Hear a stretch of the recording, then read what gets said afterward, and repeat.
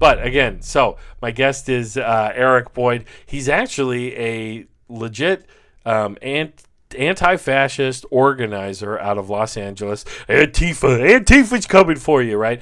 And we hear a lot about Antifa, and the right spends a lot of time dictating who and what Antifa are and what they do. But I think maybe you should just listen to what some of these people have to say. And in the case of Erik, he started taking to the streets last year because of this is a long, wide-ranging interview. We talk about a lot of different stuff, history of anti-fascism, and his political journey, and then the fact that he was attacked last year by a white supremacist named David Dempsey, who bashed him in the head with a skateboard during one of these events. The crazy thing is, looks like this guy was at the June 6th Capitol attack as well, the guy who attacked Erik. So without further ado, we're going to start the interview. I will be here in the chat with you guys, so let me know if you have any questions. Shoot them in there. Have anything to contribute, I'll be chatting with you there. Just keep an eye on my social media feeds, Twitter, Facebook, Instagram. I even have a TikTok now, at Political Pain, Payne, for what I may do in the future with interviews. Like I said, doing live interviews, long form stuff like this. I realize it's weird to do a live stream, pre-record an hour-long thing, and then insert it in the live stream, but I think this is a great interview and important stuff, so let's give it a listen.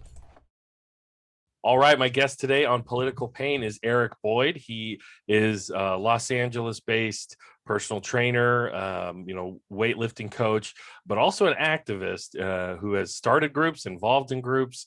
I'm going to let you tell me a bit about your background, Erik, but the subject today, of course, is clashes with the far right in the streets of America, including one individual who gave you quite a severe gash in your head late last year, who it appears ended up at the January 6th Capitol attack. But why don't we start with your background a bit?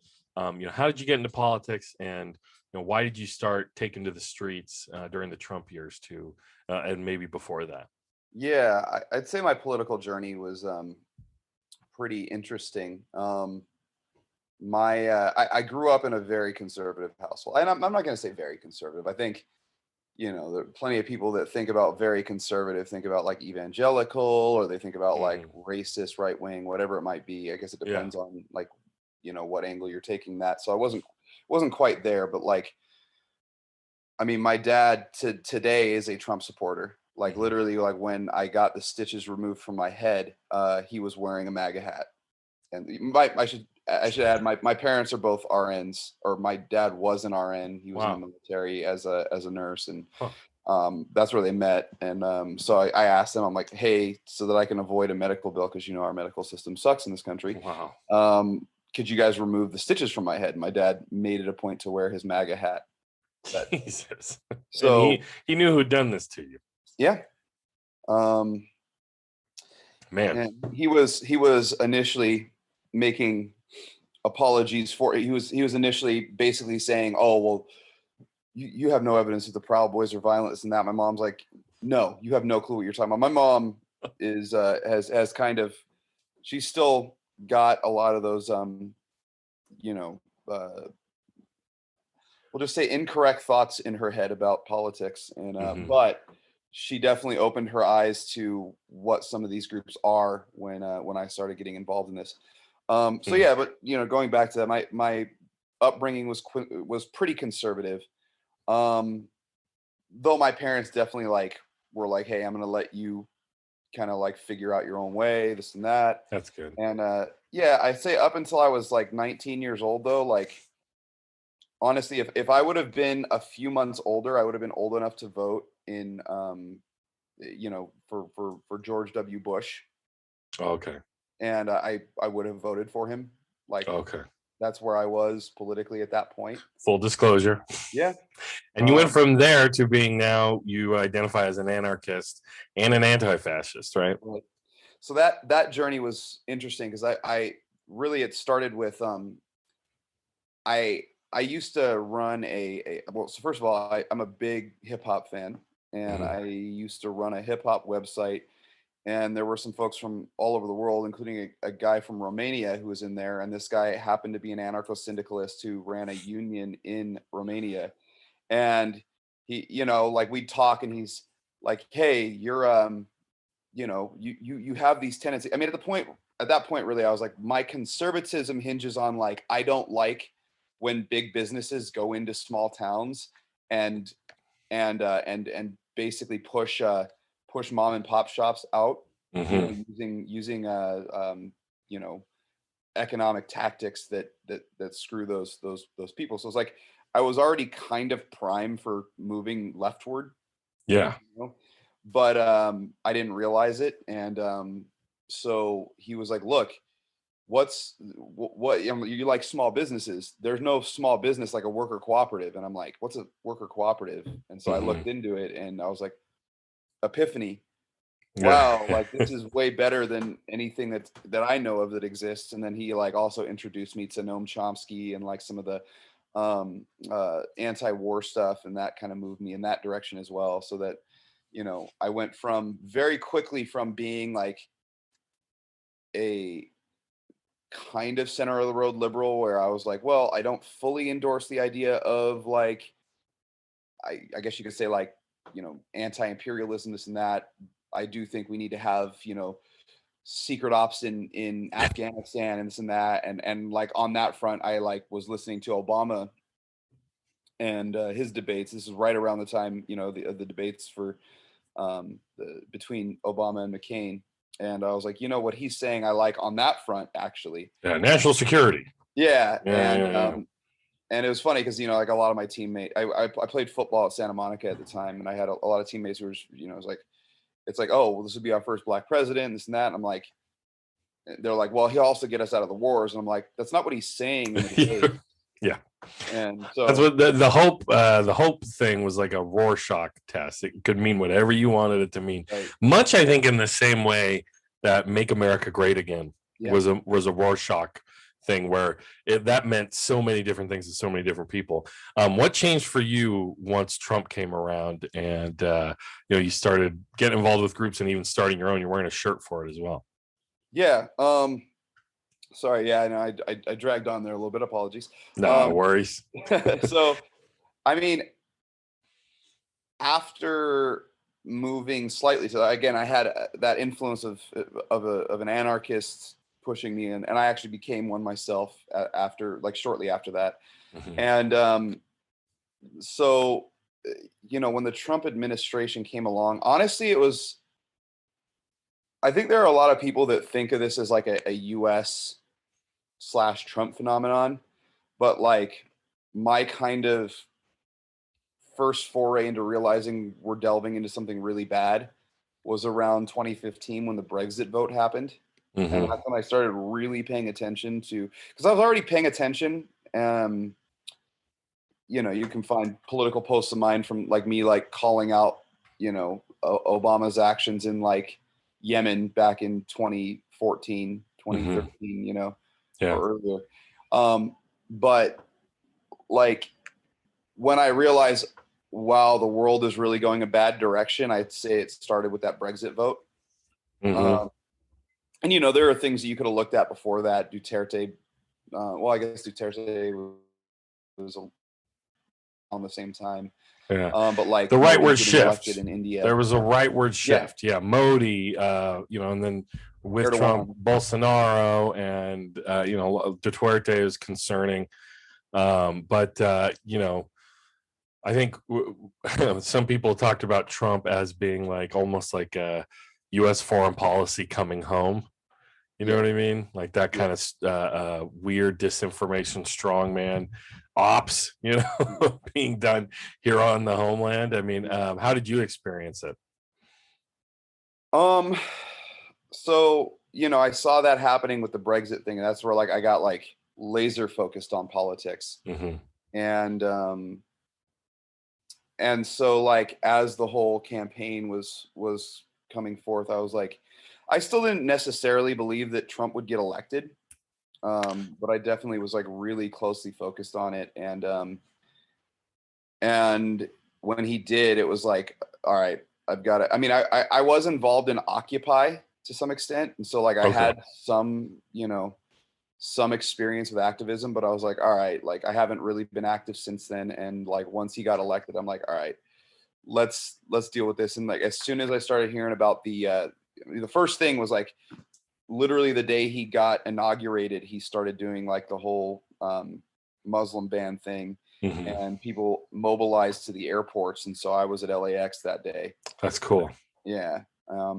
So I was there protesting, and of course there were some counter protesters there as well.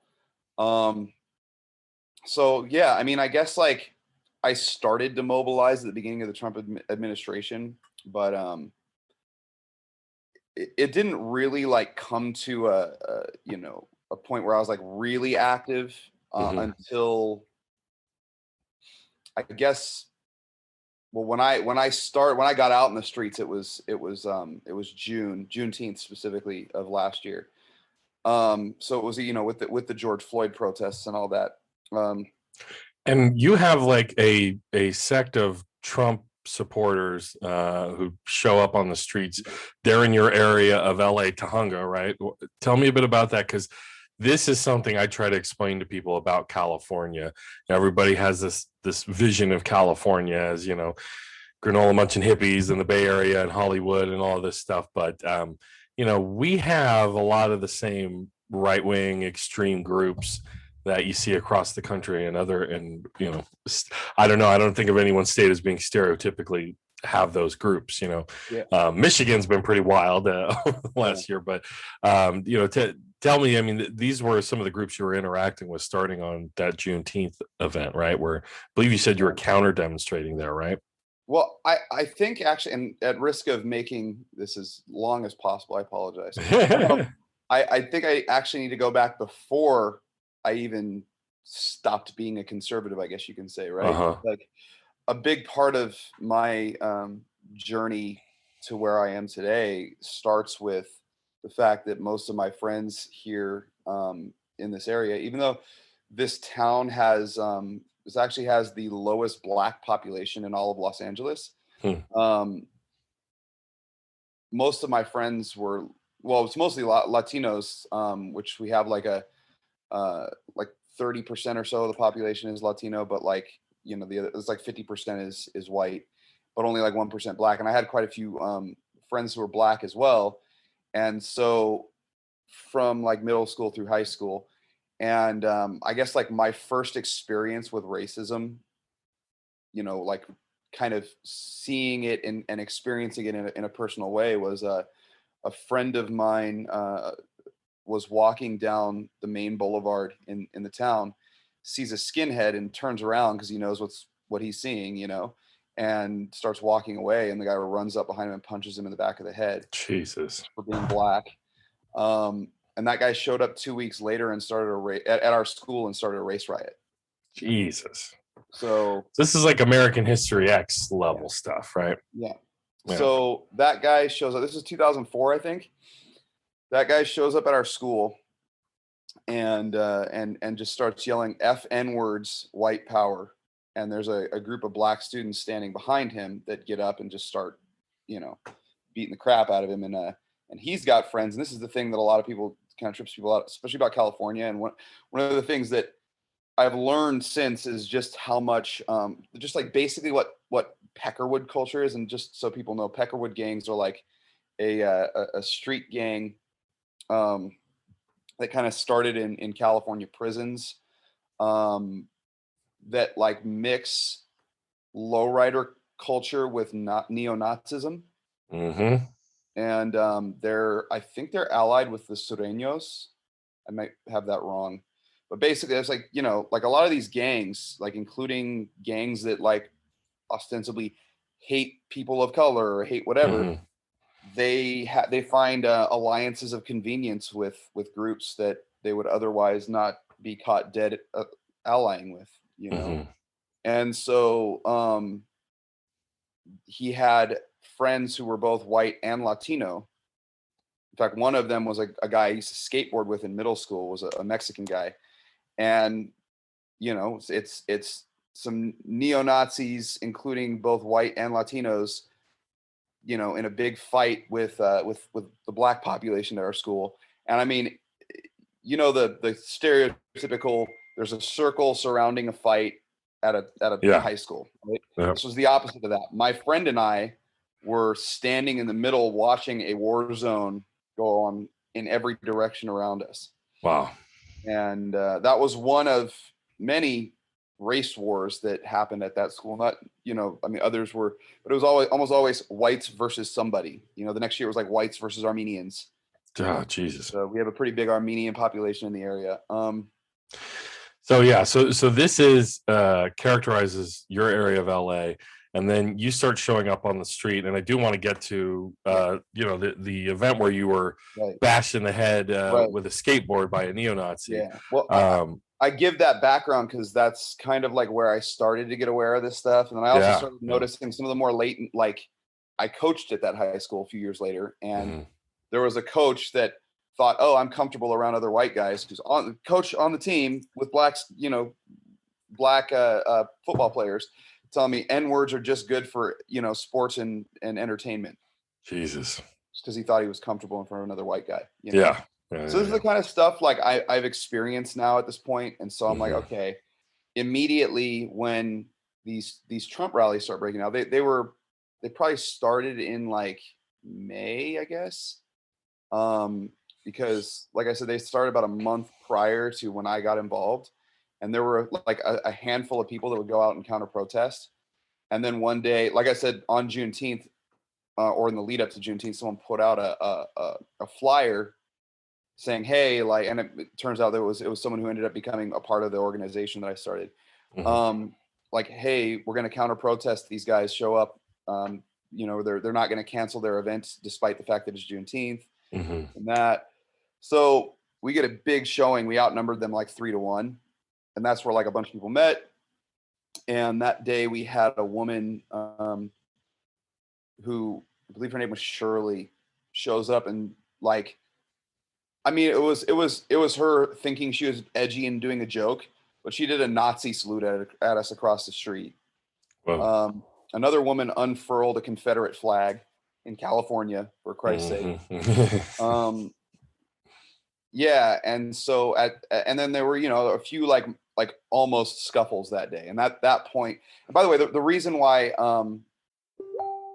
I should go back to why I mentioned the other thing. So the reason why when I saw that flyer go out, I was like, I see some comments from people that are like really nasty, harsh comments. I'm like, let me look into this comment real quick. And I just so happened to click on the Facebook profile of one of the guys who commented on that. And it just so happens he's going back and forth on on the comments of one of his pictures with a buddy of his.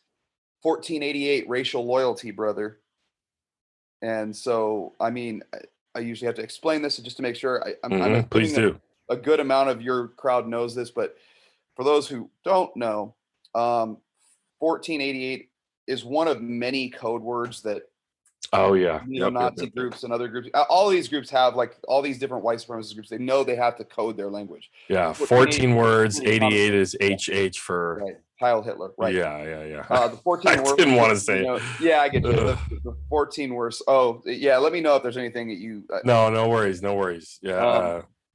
Yeah, we know you're an anti-fascist. You're not. Yeah. So, and then the 14 words refer to like this whole screed of like, oh, we've got to protect the future for our white children, basically. Yeah, that's incredibly disturbing thing, because I want to look it up really quick, because ICE released the 14 words that, like, they released a statement about the wall that that used the 14 words, basically repurpose it. Were you aware of that? No, I wasn't aware of that, but I'm not surprised. You know, I mean, these guys like to, I mean, I was listening to an interview with Frank Mink. For those who are unaware, Frank Mink is the guy who they wrote American History X about. Okay. He's now like, he has an organization called Life After Hate. Yeah, and so he's he tries to help deconvert folks, but he talked about how like there are people in the Republican Party that I remember associating with back when I was a member of a hate group. So Yeah. it's not at Yeah. all surprising. You see Hmm. the whole thing with the Republican, what's it called, the convention that just happened. I forget what it's called, CPAC, where it's Yeah. like, the stage was literally a rune that was used by Nazi Germany. Yeah, and I've heard that was debunked in some way because it was just some company that made the stage. But Maybe, yeah. there's always these excuses that made. I'm Yeah. looking right now at what ICE put out. They had the 14-word title: "We must secure the border and build the wall to make America safe again," and which is a repurposing of the 14 words, which is "We must secure the existence of our people and a Right. future for white children," and like what did Homeland Security say? This is just a big coincidence. It's Yeah. just a coincidence. They No, use it, that's the thing. Like, those, there may be a few that actually are coincidences. Maybe the rune situation was a but that's coincidence, but also like, an easy excuse, and it's the same thing with the OK hand symbol that they yeah, do, right? Like they send out signals that you can easily go, it's just a hand symbol, man. What are you freaking out about? But it's like when neo-Nazi after neo-Nazi after white supremacist is on camera doing it, including the guy who bashed you in the head with a skateboard. right. We have to like notice that. Yeah. Oh, No, I mean, that many coincidences. Trump put out. I remember Trump putting out a tweet that was like the symbol that Hitler gave to like communists and anti-fascists Oh yeah, during Nazi Germany. It was just like, oh yeah, that was just a coincidence too. total coincidence. Yeah, the exact symbol that was placed on communists and socialists in the concentration camps. I remember that too. So but we could talk about this stuff all day, but let's get to the incident. So Okay. when was this? Was this in June or July that you So were attacked? June is when we started the group, Okay. and I started that. Basically, I started a Facebook group, and a bunch of people joined, and we like started having meetings and mobilizing, and started getting Yeah. a constant presence there, and stuff started escalating And you're from wearing the shirt. June. What's the name of your group really quick? Called Abra, Against Bigotry, Responding with Action. So you could see that Very here. cool. So Very cool. And so things started escalating, you said. yeah, yeah. So things started escalating, in terms of, it would be like one week we'd have more people, one week they'd have more people. It was always like us across the street. Like, there's the main boulevard, they'd be on one side of the boulevard, we'd be on the other. Hmm. And yeah, I mean, sometimes you'd have someone from our side kind of get brazen and go across the street and kind of start yelling at people, and then the other way would happen. But like, there were other occasions where, I mean, the first week, actually, the first week that we, well, the second week, really, the first week after that Juneteenth, we planned to do a march instead of a direct counter protest, Hmm. because we were like, you know what, let's not pay them any mind. Let's march, down into Tujunga a little further and come back. And as soon as we got there, there was a guy that confronted us, who we later found out was another Proud Boy, who's in one of the pictures that that Chad posted there, named Brandon Recor, who I've, who's apparently a local, and he was wearing like a pair of motorcycle gloves, and this guy, there's many videos of this guy committing violence, and there's a video someone captured of him like stepping off of a bus and taking a megaphone he has in his hand, and like using the megaphone to punch like a 50-something-year-old man in the face, and Jesus. knocks the guy out cold. And somehow this guy's not behind bars. But Yeah. yeah, so he'd do stuff like that. He would also, there a lot of these MOs, let's bear mace a crowd, so there was video of him Yeah. doing that. Yeah. And They show up with bear mace. yeah, so that was like our first encounter, with like some of the more specifically dangerous folks. And I actually did notice, like, during the weeks of these counter protests, I would see the guy who ended up eventually attacking me across the street. I just didn't know who he was at the time. Hmm. We've since found out he's like a member of the SFV Peckerwoods, and also a member of the Proud Boys, and he's good friends with that guy I was just talking about. Okay. And this is So David Dempsey is his name. right, and yeah, we had folks that, locals that were trying to do intel on me, and it seemed to me, my buddy and I contacted my buddy after I found out, like, about just what kind of people would be out there. I'm like, this is a Hmm. friend of mine from high school. I'm like, hey, let's show up and let's run security. Hmm. And he and I kind of were like a major presence out there the whole time. And I I think because they might have saw us as a threat, they decided to target us specifically. Wow. Okay. So Jeez. yeah, so we go a few weeks. I wasn't there for a few weeks because I actually caught COVID, and Jeez, while crap, I was man. gone, yeah, while I was gone, and that wasn't related to the protest. That was anyways, that was just a separate thing. But A like, very you know, 2020 story. I couldn't go out and protect people from right, neo-fascist right. street thugs because I got COVID. Right. Well, while we were gone, they started to seemingly get a little bit emboldened because like we Hmm. had lower numbers, and also there was nobody out there to protect people. So we were starting to get videos of like people doing sneak attacks and things like that. And Wow. so when I finally got better, I was able to go back out there. And like first week that I was, the first week that I came back, it was a pretty like great week. We had like a full like band out there, and we had a big group of anti-fascists, like actual black bloc anarchists out there, like doing like vegan grilling and all sorts of stuff. And like I think we really pissed them off because we outnumbered them and outlasted them. Yeah. And the like kind of mainstays of that area were like pissed off, and they like stomped off in a huff. Hmm. And the next week we came out, and I showed up a little. I showed up a little late, but as soon as I got there, they had decided to come on our side, and they had some of their guys like right in the faces of ours. And like since then we've noticed that like, all right, the guys who were on our side at that point in our faces were people who have been videotaped and pictured all over the country Hmm. committing violence. Wow. And so we're face to face. As soon as I got there, I stepped up to the front lines, and I'm just like standing there kind of like mean mugging that Brandon Recor guy. Yeah. And me and my buddy are right there in his face, and they've got others up on those front lines, like the guy that they call Based Spartan, this guy named John Toronto, who's been Mm. all over the country. He's just Yeah. yelling dumb shit at us. Can I cuss on here? I apologize. Yeah, dude, I don't care. Shoot. So yeah, he's right there.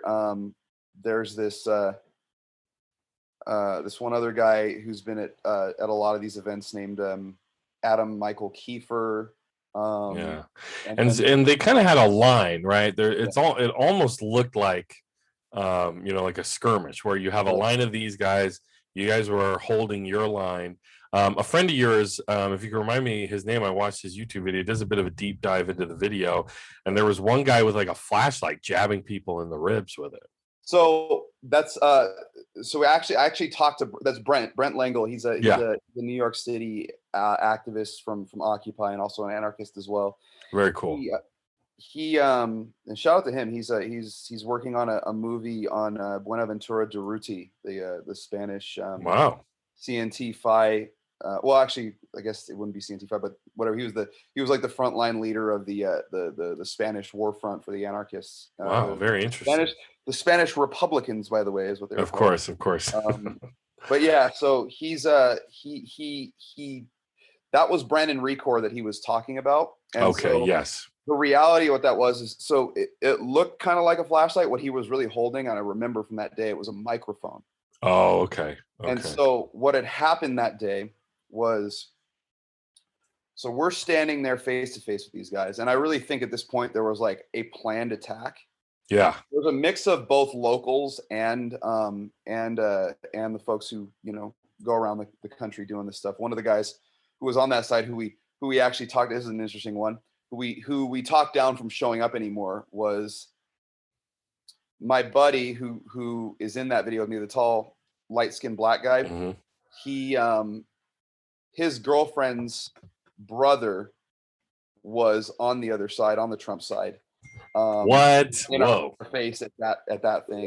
That's He didn't weird. do anything. Like, I don't think he punched anybody or anything of that nature. But like, yeah, he's He was a there. Trumpster.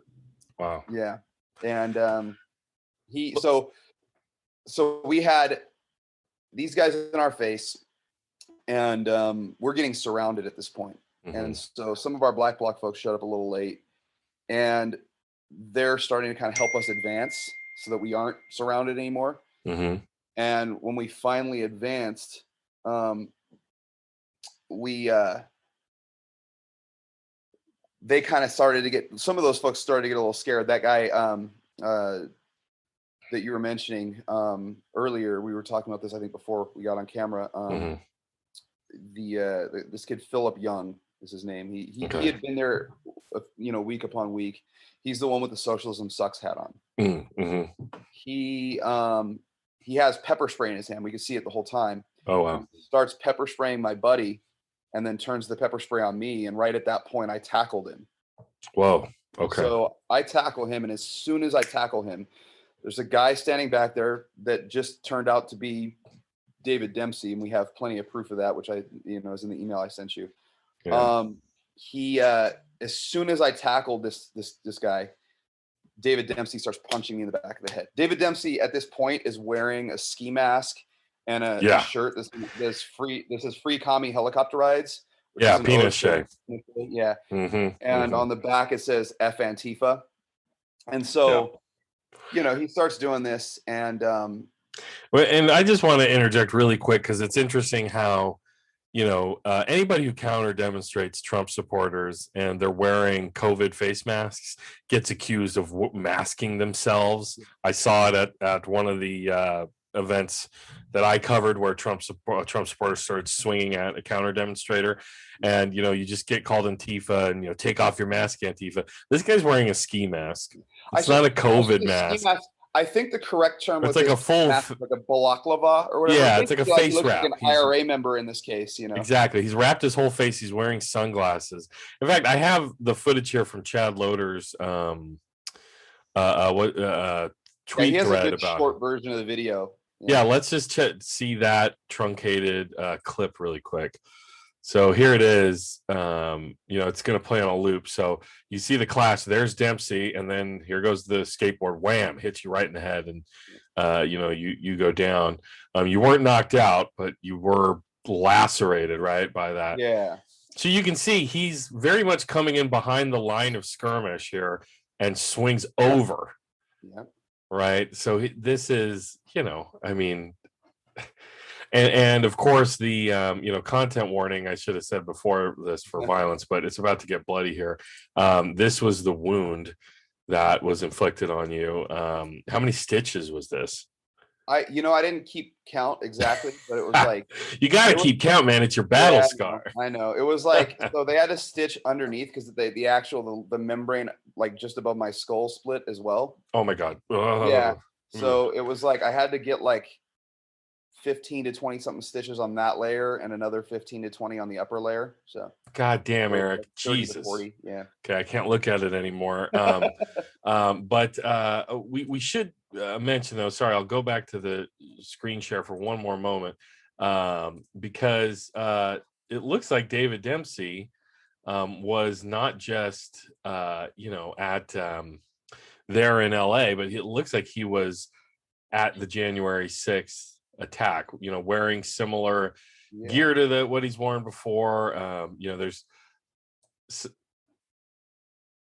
Here's him talking about this is what these politicians need, is this gallows here.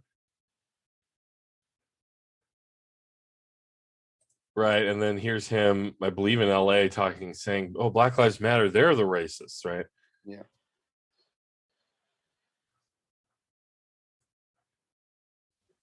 I'm not hearing anything on my end. I don't know if that's... You can't hear anything?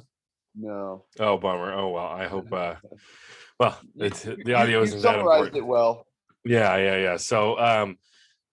So you have, since this attack, and there's a few things I want to address here, but about this. But since this attack, you've now, let's first go over. Let's not bury the lead here. Tell me how you approach local law enforcement and what their response was to this assault. So I at first went to the hospital immediately after that. So basically, like I actually had my fiance come pick me up, and we went to the hospital, and she dropped me off, and they I sat in there for a while, and I mentioned, I'm like, hey, like I was assaulted and I would like to speak to a police officer, but they didn't connect me with anyone that day. And then there was like this narrative that, well, it was just kind of like mutual combat. Nobody contacted the police, so blah, blah, blah. What? And I was like, oh, well, let me do something about that, because I really was trying to talk to a police officer in the hospital that day. They just never never sent one in. Yeah. So I contacted the Foothill Division, which is the local PD. And they sent 2 officers who actually had been at the events, several of the events week on week, because it was every Friday we were doing it. Yeah. I should mention that from what I understand, there were cops there before the whole thing started. They were conspicuously missing when all of the fighting went down, and just so happened to show up shortly after all of the fighting ended. Of course. So, yeah. 2 of those officers. Now, we had one officer there that, like, he knew what I was about. He was like, look, I've seen this guy in action. He's someone who is there trying to keep the peace. I never threw a punch, despite all of that. Yeah. Like, I trust this guy, and I want to help him out, basically. And so he showed up at my house with another officer that was there. They took my statement. And then I was contacted a couple days later by a detective named Kimry.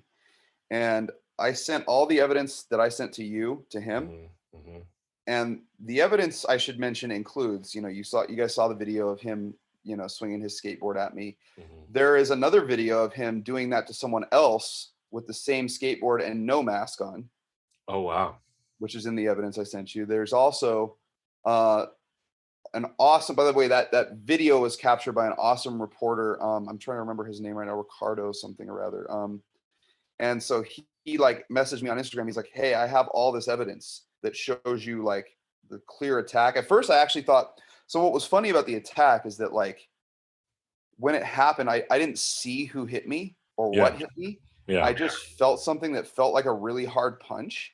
Yeah. And I got knocked backwards and I just stumbled.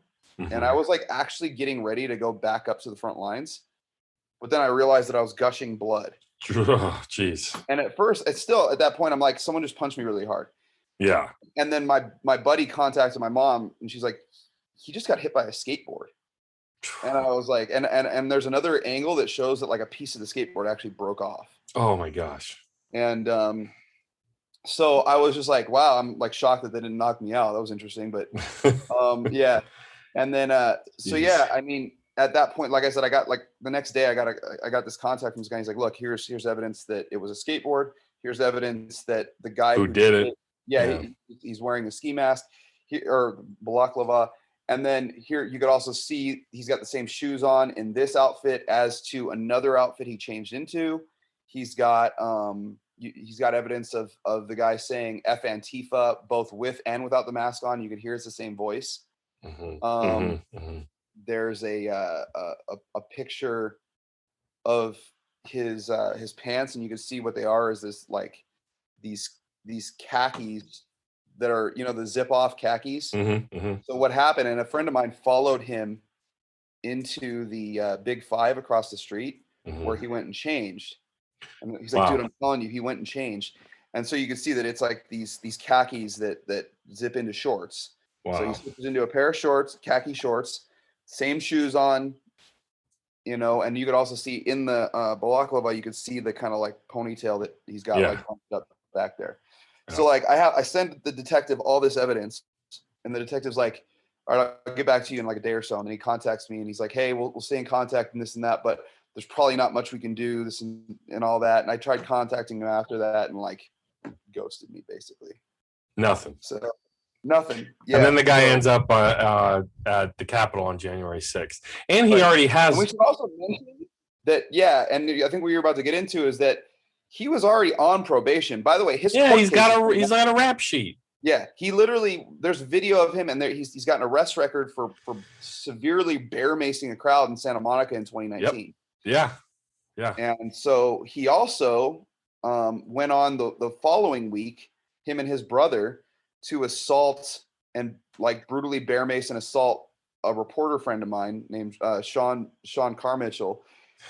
And Sean, this is in Beverly Hills. Sean then goes and he's talked to the BHPD about it. It sounds like BHPD might actually be doing something, because it sounds like they're actually now coordinating with other local law enforcement agencies. Mm-hmm. We'll see. We'll see. But it's like, why? Like, this guy did that. He did the attack in Santa Monica. He attacked me. He attacked my friend. He's got other attacks, like the video of him doing the skateboard attack that we saw. Mm-hmm. Like, why couldn't you just keep him in custody, or at least, like, maybe when you have like someone accusing him of another attack, Mm-hmm. maybe you should apprehend him and put him back in custody. Or he's on probation, right? Well, like parole for violence. Yeah. Like, he's in the system. Like, this.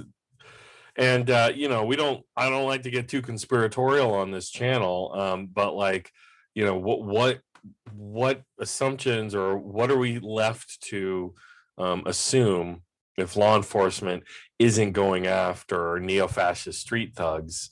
When I mean, I've done extensive reporting on a situation in San Luis Obispo where the police were caught basically red-handed twisting information about Black Lives Matter activists to make it seem like, they were violently attacking a car that was driving into them, so like, there's all this stuff going on at the same time. I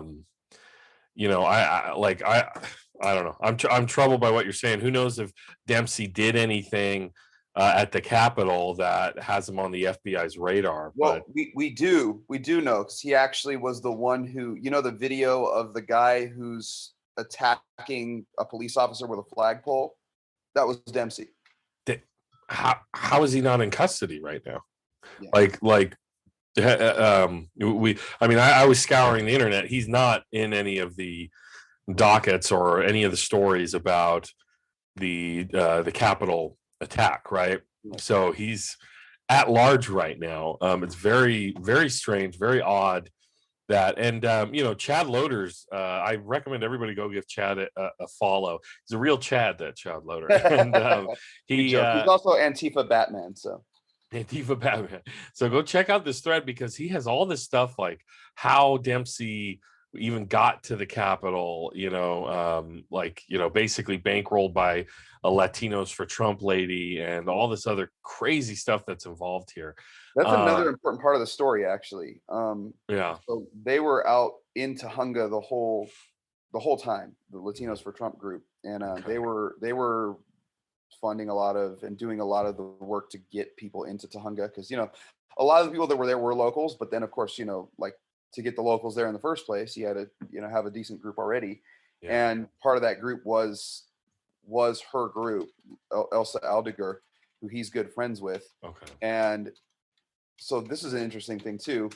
So Alex Villanueva, our piece of shit sheriff here in Los Angeles, he had her speak at one of his press conferences, and we called him out on it at another press conference, and he denied it. He's like, I don't know what you're talking about. And then, naturally, he's also like denying that there are any gangs involved in the LASD and all that. Yeah. No.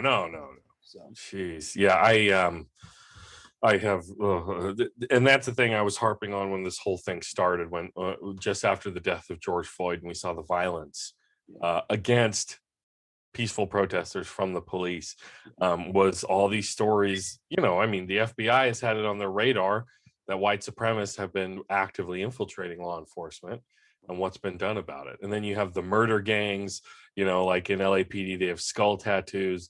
In the Valley, there was one where they were bending the stars of their sheriff's badges, for every kill that they've made, the tips of the stars, so it's just really dark stuff. And this gets us into a conversation that I have been interested in, because you see it a lot on the left and the online left, and discussions, which is was Trump really a fascist, like a full-blown fascist? Some argue that he didn't have the like the intellectual or authoritarian rigor, that he didn't have the discipline to truly be a fascist. And of course, there's the academic discussion of you're only truly a fascist when you use the military and have a military coup, and et cetera, et cetera. Right. but I'm kind of the opinion that while Trump may not, as a political entity, individual, might not have the textbook academic definitions of a fascist, and might not, he's definitely a far right authoritarian, right? Who relies on all these fascistic things like racial nationalism, call back to a mythic history, and all of this stuff, and racial identity. Um, he definitely excited people who are openly fascist, and you have a direct experience with that. What's your thoughts on that whole discussion and this idea? Because there are people who go, oh boy, all these left-wing people are so alarmist. And these are people on the left saying all these progressives or rad libs or whatever they are so alarmist about Trump and being a fascist. But maybe they haven't taken a skateboard to the head that sliced through the outer membrane around their skull. Like, what do you think about it? Yeah, I mean, it's interesting, because I mean, I actually would consider myself having been a part of that crowd kind of to some extent prior to this. And it wasn't so much like I wasn't going, oh, these guys are, just sensationalists, but I was going like, hey, maybe we should be careful with these terms before I really knew how bad it was. And again, like I'm from a town that's filled with neo-Nazi gangs, and I've done intel since then. And I like there are people who I grew up with who like openly brandish swastikas on their hats now. And like, I so even with that context, I was still kind of naive to just, and I think also part of it was like I really had to spend time studying fascism, and I think it's important to note like what it is and the Absolutely. history and things like that, because that's I think where people get caught up with these misunderstandings. And I do think that when it comes to the academics, there is a important distinction that a lot of them make between like para-fascist and fascist, and other like similar terms like Crypto-fascist, proto-fascist. Yeah. yeah, there are a lot of these terms that I think are important. When I think of fascism, I think too many people get caught up on the idea of like misconceptions on what the term means, and or like thinking of it too much as an ideology when it's not. It's just like a tactic that people use to try to gain power. And so really, like if you really look into the history of it, what you realize is that fascism came about at a very and really it's logically an obvious time in history for fascism come out, right? Basically, like monarchism was waning.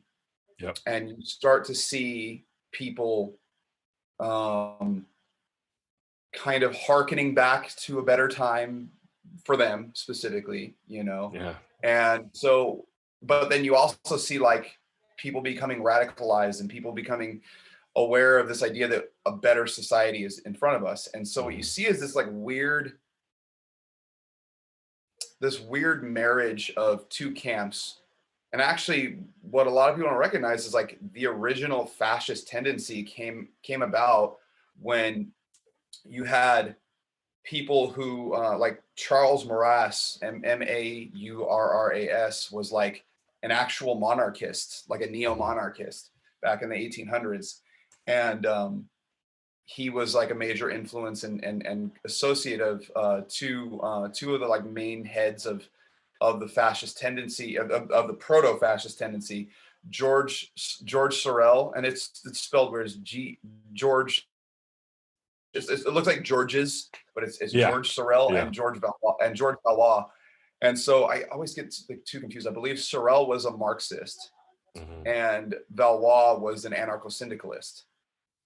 But like they like found this weird amalgamation of like monarchism and far left radicalism, and that came to be what was called corporatism.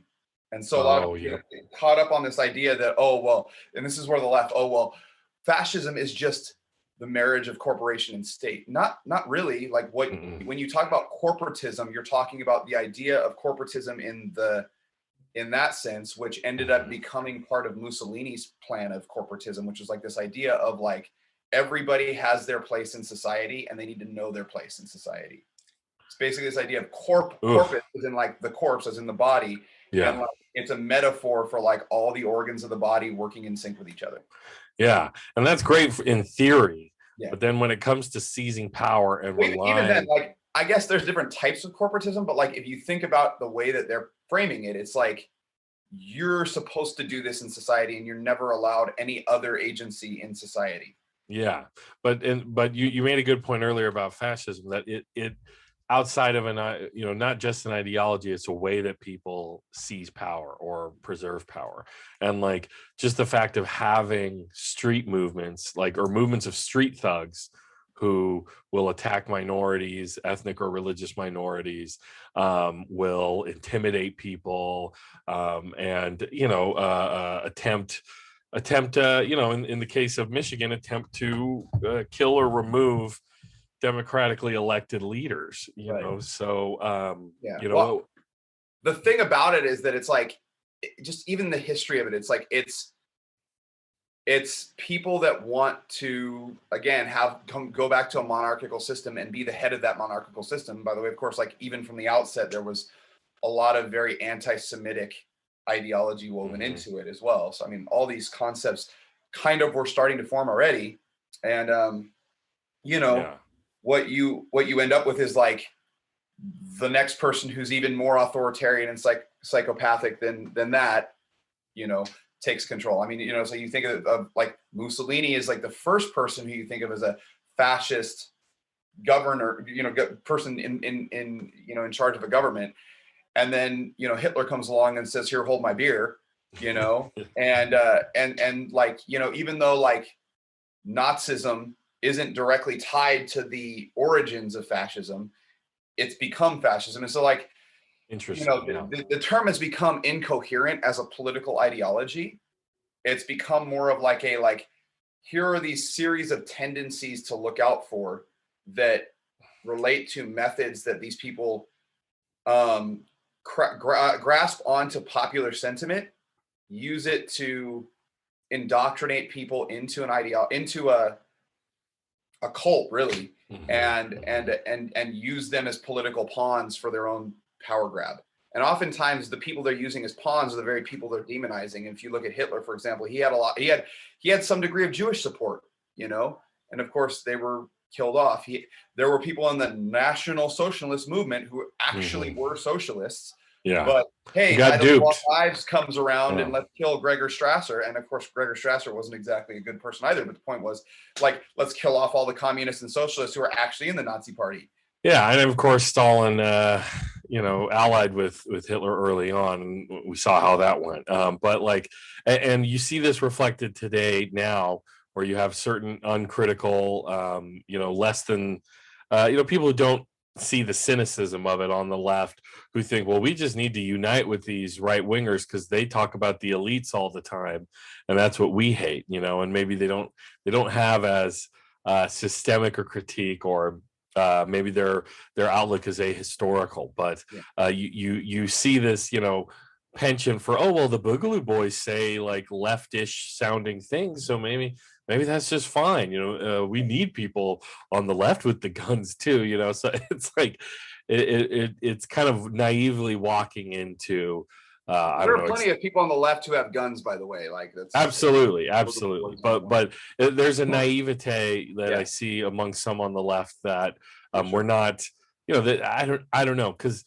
And I always do this as a qualifier, standpoint epistemology moment for me is, as a journalist, I saw Trump happening and his rhetoric around journalism and journalists itself, enemy of the people, like that's like, immediately I was like, this is dangerous stuff, man. Like this is one of the main red flag hallmarks. And then the Muslim ban, right? I mean, he was campaigning on this stuff, and at his rallies, he was saying like, punch that guy in the face. And they did, and I'll pay your legal fees, which he didn't, right? But like, I had talked to Republicans at the time. It was like, buddy, I'm a single issue voter, Second Amendment. I'm like, did you read the first one, right? Because Trump was attacking every clause in the First Amendment.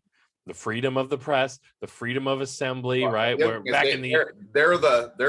also the First Amendment warriors, if you ask them as well. So sure, because they can't because Mr. Potato Head did a rebrand and now they're oppressed, right? So whatever. But I don't know, like we're running low on time here, but like if you have last thoughts on like what these street movements and what your experiences have lined up with this authoritarian moment that we've. No, I am highly concerned with the left wing attempt at a red brown alliance right now as well. But yeah, in terms of I do want to like bring this kind of full circle.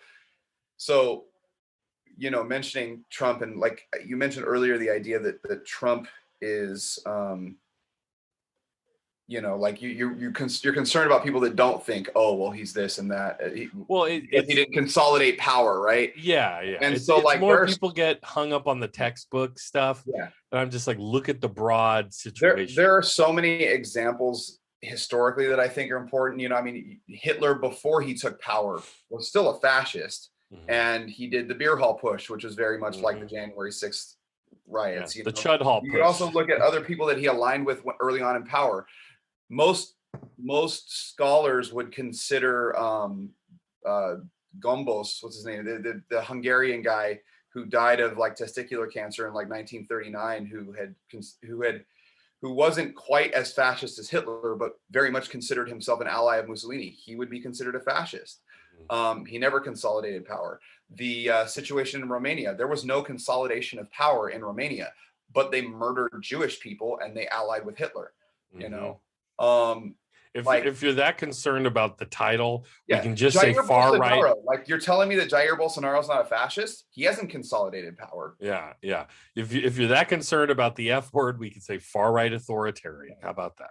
I want to definitely go to, when I'm talking about and figuring out who I consider a fascist, I really like a particular someone shared with me a definition of fascism that they got from Robert Paxton that I really like. Okay. And Paxton says that fascism is a form of political behavior marked by obsessive preoccupation with community decline, humiliation, or victimhood, and by compensatory cults of unity, energy, and purity in which a mass-based party of committed nationalist militants working in uneasy but effective collaboration with traditional elites abandon democratic liberties and pursues with redemptive violence and without ethical or legal restraints goals of internal cleansing and external expansion. Now, the last bit, obviously, we never really got to with Hitler. I'm with Hitler, with Trump. But Trump, you saw the signs of him wanting to move in that direction. Yeah. I think that if you really look into and you start doing some of the intel work that we're doing on some of these folks, you'll see that that's what they want as well. And so if you don't think they're going to try to go for that, you're naive. Well, and really quick, like tell me a bit about that. So I think that's just an important discussion. You're an anti-fascist, and Antifa is the boogeyman that lives under every bed in red America, right? In Republican conservative America.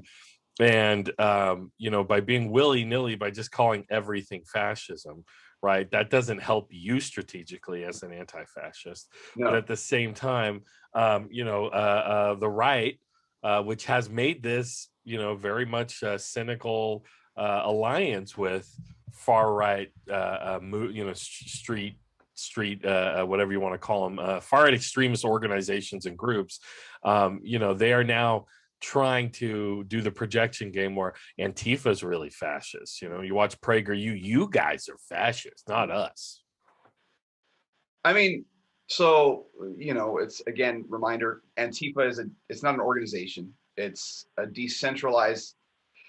I mean, Antifa goes all the way back to the Spanish Revolution. Actually, and it goes back to opposition to fascists in Germany when like Rosa Luxemburg and others got murdered by fascists which was, by the way, like something that was sanctioned by the German Democratic Socialist or Social Democrat state.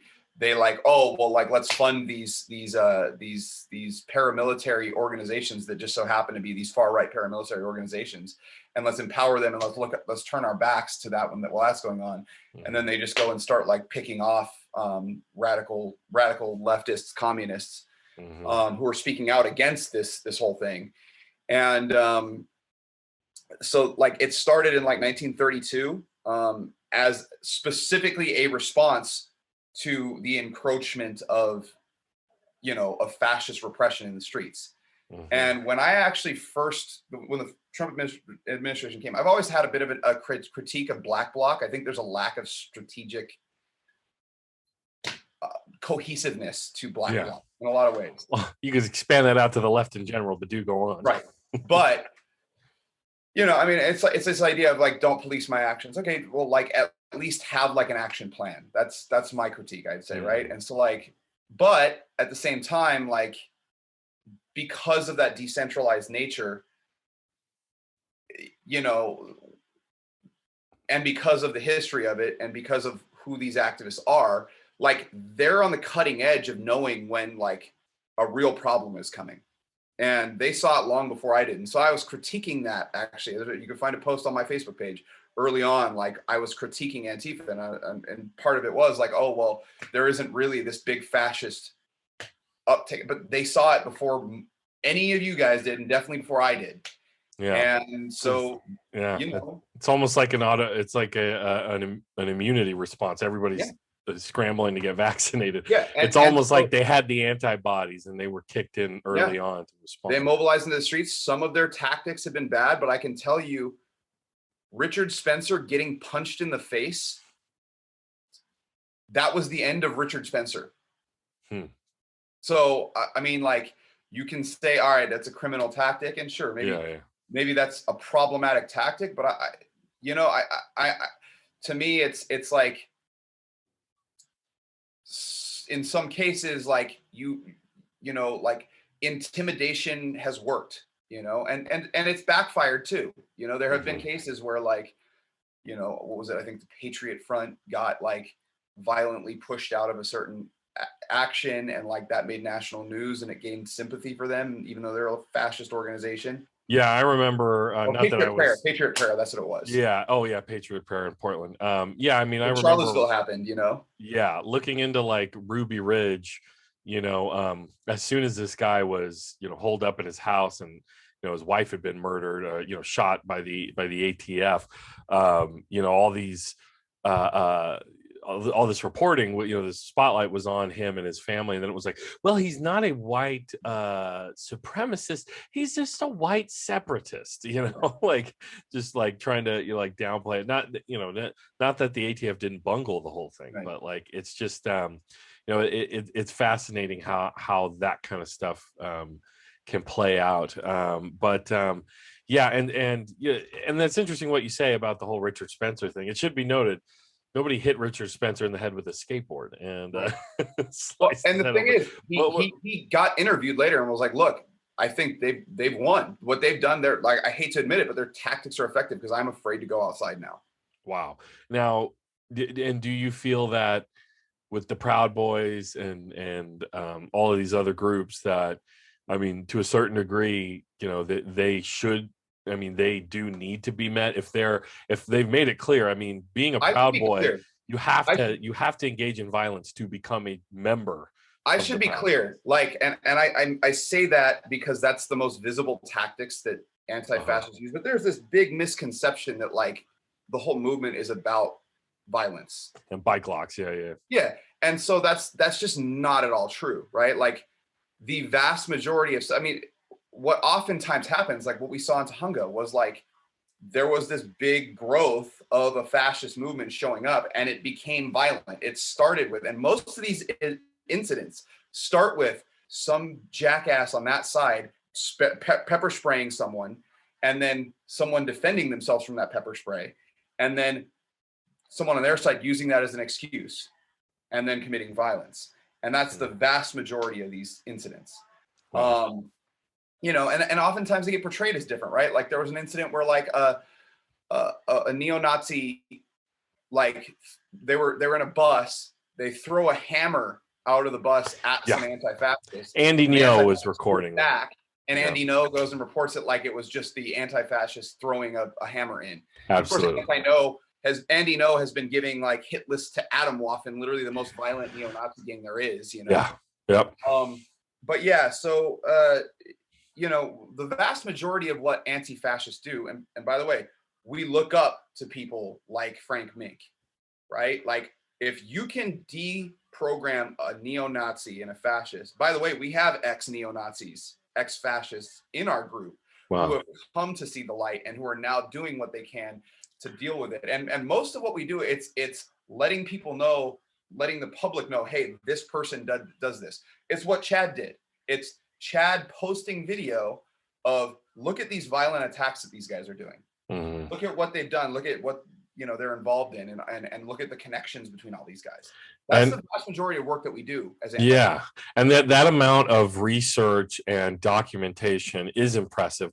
And as you said, that's a big part of what you're up to since you got attacked. Also, is helping out this effort. And I think there was a really a very interesting profile. It was either in the Post or the New York Times, the Washington Post or the New York Times, about these are the anti-fascists who just they're beyond keyboard warrior, like they're doing legit research and tracking and tracing the cops these. won't do it for us, and even if they did, they're not going to go after their own. In a lot of Yeah. cases, we've uncovered a lot of cops who were Proud Boys, who are in the 3% militia. Mm-hmm. Yeah, and that is, I think, an illustration of this issue the FBI cataloged decades ago, that what the infiltration that was going on, just nothing was done about it. And there was just another headline recently about a PD that was trying to seal the records of who they found at the Capitol attack, and all of that. So just nuts. But is there anything else you can think to add, Erik, before I let you go here? If you want to plug some links or anything where people can contact you or get involved in this type of activism.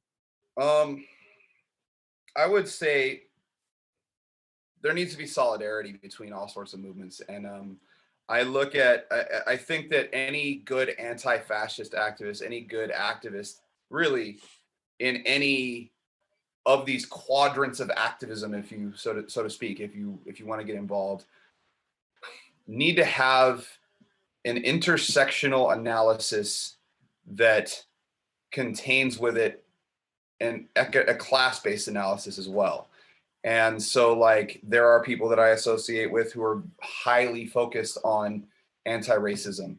There are people that are highly focused on class-based issues, including I'm directly involved. We're actually getting ready to create a tenants union in the area. And for those folks that don't know, we do tenants defenses. We go to people's homes. They're not supposed to be evicting people during the pandemic right now in California. They are anyways. And we go to, equipped with the legal knowledge and equipped with the knowledge of the situation and equipped with just the sheer numbers so that the landlords and the cops think twice about trying to evict a person on the spot. Wow. I'm also directly involved in the current boycott Kroger push. There's a lot of companies that need boycotting right now, but Kroger in California is supposed to be paying $4 extra an hour in hero pay, which is hazard pay. And in some cases, they're paying that money but severely cutting hours. In other cases, they're literally shutting down locations, creating food deserts in impoverished areas. And so we're involved right now in a push to stop that from happening. And so, it's good to remember that the United States is founded largely on the backs of Black and brown people. And that as a result of policy over decades and centuries, Black and brown people are the ones mainly in those neighborhoods. And so, working class issues are Black and brown issues. The Asian community is, facing, major violence right now because of, as we know from the Atlanta situation, as a result of, President Dickhead saying, the China virus over and over again, and also just general fear mongering about China throughout his presidency. Yeah, and in the corporate media and not just right-wing media either. So and that's also affecting sex workers because we have, evangelical, this guy was a part of an evangelical church that was all about sexual repression. And so we need a coalition as Fred Hampton would have it, a rainbow coalition, right? Mhm. Of people of all political stripes, of all walks of life, that recognize right now the issues that are affecting people in those communities on a daily basis. And those efforts need to be tied together in a substantive way, and we need to do it strategically in an organized fashion.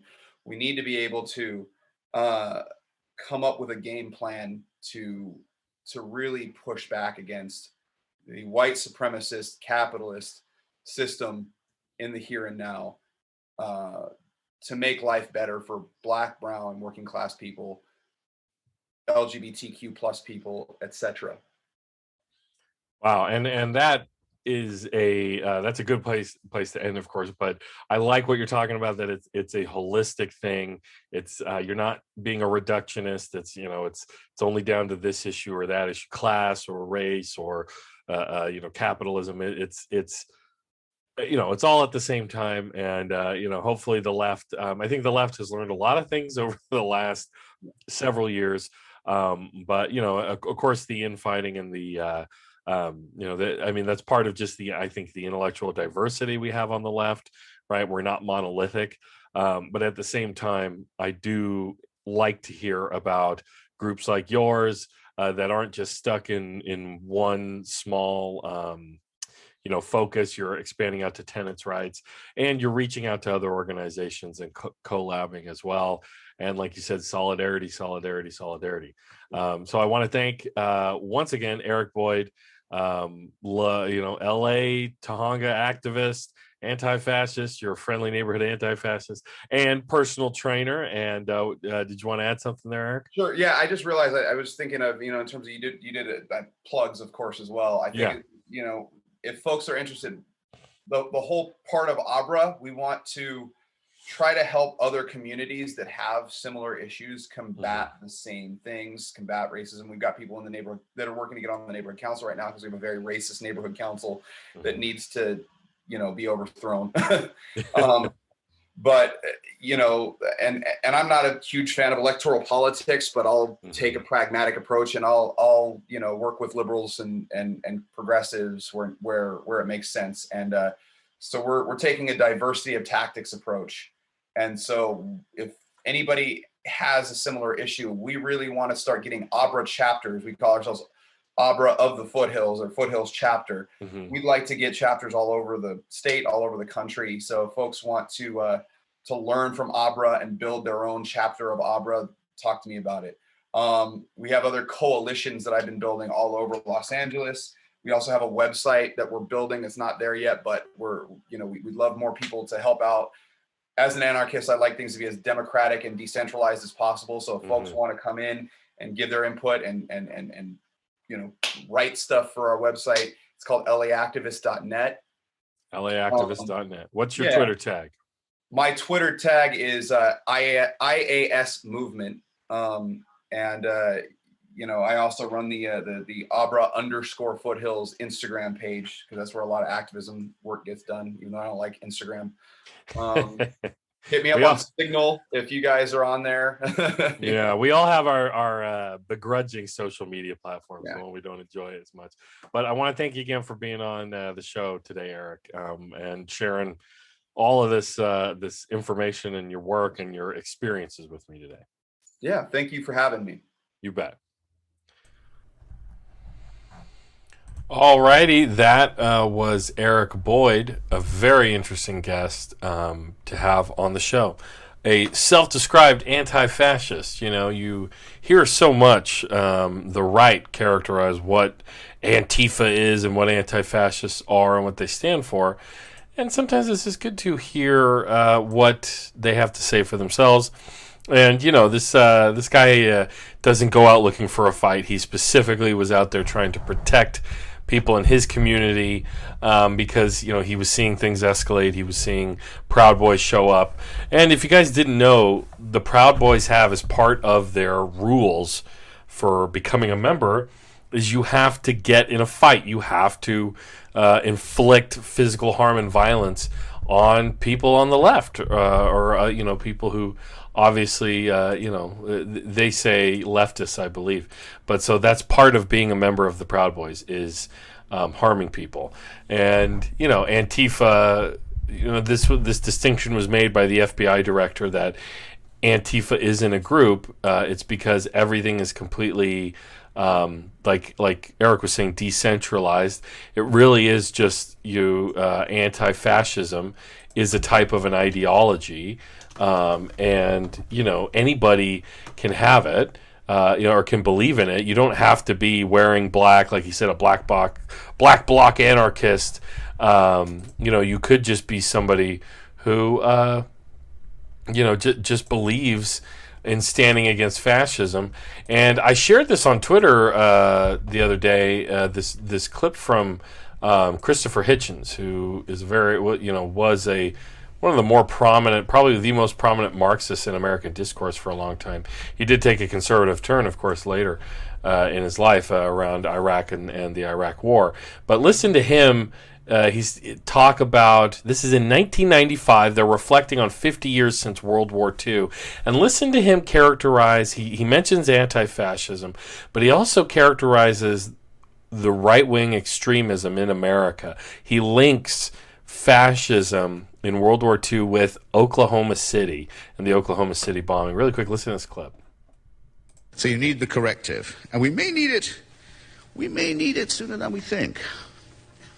The stench in 1945 all across Europe, including the town in which I was brought up, Portsmouth, where I could still see it when I was a small boy, the bomb sites and the rubble and the wreckage, but not all of it, because the stench of 1945 all the way across Europe was the stench of disinfectant being sprayed on rubble.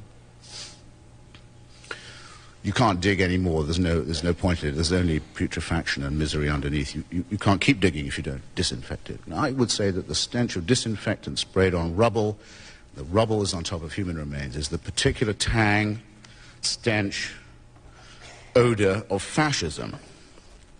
And we used to, in our movement, in our pages and so on, say we'd give the title anti-fascist to the older comrades, to those who'd suffered and been through it and so on. We never thought, I think, many of us, that how soon we might have to earn this great title of honor for ourselves. We never thought how soon we would have to earn that great title of honor for ourselves. Though we were warned. You remember the end of Bertolt Brecht's play Arturo Ui, when the leader steps forward to the front of the stage after Hitler's body has turned to carrion, after all, at last, and says, well, this is the thing that nearly had us mastered, but do not think that that is all, you men, for though we rose up and we beat the bastard, the bitch that bore him is on heat again.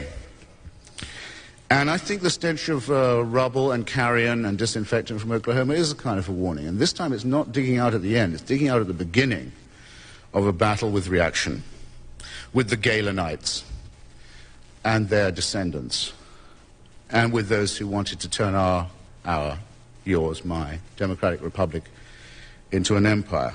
KK. So, K is Kinder, Kircher, and Kusher too. These rebels, as they call themselves, these anti-establishment figures, are nothing of the kind. They say they're against the government, they're lone pioneers and frontiersmen. Who are they? Where does Gordon Liddy come from if he isn't a pimp of the state? An incubus from the national security system. So yeah, he's talking about some very, odious right-wing people at the time who were more famous then. But he's absolutely right. Oklahoma City was a warning. And did America really heed the warning? I would say reactionary politics has played a massive role in our politics. I mean, that's what Trump is about. That's what a lot of, Trump in many ways is a reactionary impulse against Obama. And, you see QAnon and conspiracy theory, and it's a reaction to the complexities of our modern society and the crisis, the multiple crises we're dealing with today at the same time, whether it's climate change or the pandemic or, just the mass violence we're seeing like we saw in Georgia. we were warned. Christopher Hitchens was right, and so I don't begrudge anybody who. In fact, I think it's important that we had people around the country ready and willing and recognizing the right-wing extremism that was so clearly illustrated on January 6th, what they really wanted, what they would do, what they could do. And I'm glad there are people here to stand against it.